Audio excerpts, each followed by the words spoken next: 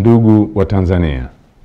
naitwa Kanali Bernard Masala Mlunga, kaimu mkurugenzi wa habari na uhusiano,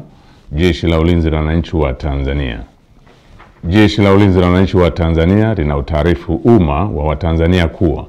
linaendelea kufuatilia kwa karibu na kutathmini hali ya ulinzi na usalama nchini katika kipindi hiki cha kuelekea uchaguzi mkuu unaotarajia kufanyika tarehe 28 na tarehe 29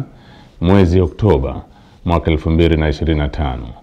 kama ilivyotangazwa na Tume Huru ya Uchaguzi nchini na Tume ya Uchaguzi Zanzibar. Kwa ujumla, Jeshi la Ulinzi la Wananchi wa Tanzania linaridhishwa na hali ya usalama iliyopo nchini katika kipindi hiki ambacho vyama vya siasa vinaendesha kampeni zao kwa kuzingatia matakwa ya kisheria, kuheshimiana na kuvumiliana kunakooneshwa kupitia kwa wagombea wao wa ngazi za urais, ubunge na udiwani. Jeshi la Ulinzi la Wananchi wa Tanzania linaviomba vyama vya siasa kuendeleza hali ya amani na utulivu wakati wote wa kampeni, kupiga kura na baada ya kupiga kura. Katika hatua nyingine, Jeshi la Ulinzi la Wananchi wa Tanzania linalipongeza Jeshi la Polisi na vyombo vingine vya usalama kwa jinsi vinavyoendelea kusimamia hali ya usalama katika kipindi hiki cha kuelekea uchaguzi mkuu.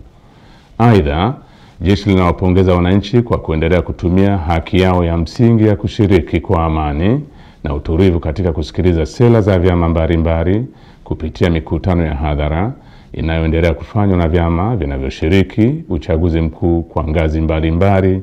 ili kuwachagua viongozi watakaowaletea maendeleo.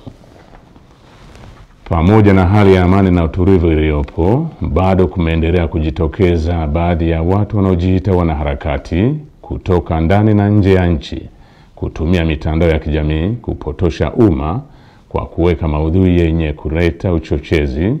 kwa kulihusisha Jeshi la Ulinzi la Wananchi wa Tanzania na siasa ili kutimiza azma yao ya uvunjifu wa amani. Jeshi la Ulinzi la Wananchi wa Tanzania linaomba umma wa Tanzania kupuuza machapisho au taarifa ambazo zimekuwa zikionekana kwenye mitandao ya kijamii.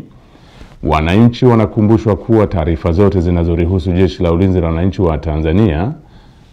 zitatolewa na makao makuu ya jeshi kwa utaratibu rasmi na mawasiliano ya Jeshi la Ulinzi la Wananchi wa Tanzania na umma. Jeshi la Ulinzi la Wananchi wa Tanzania likiwa sehemu ya vyombo vya ulinzi na usalama vyenye dhamana ya ulinzi nchini, linapenda kuhakikishia Watanzania wote hali ya amani, usalama na utulivu katika kipindi hiki cha kuelekea uchaguzi mkuu, wakati wa uchaguzi na baada ya uchaguzi mkuu. Asanteni kwa kunisikiliza.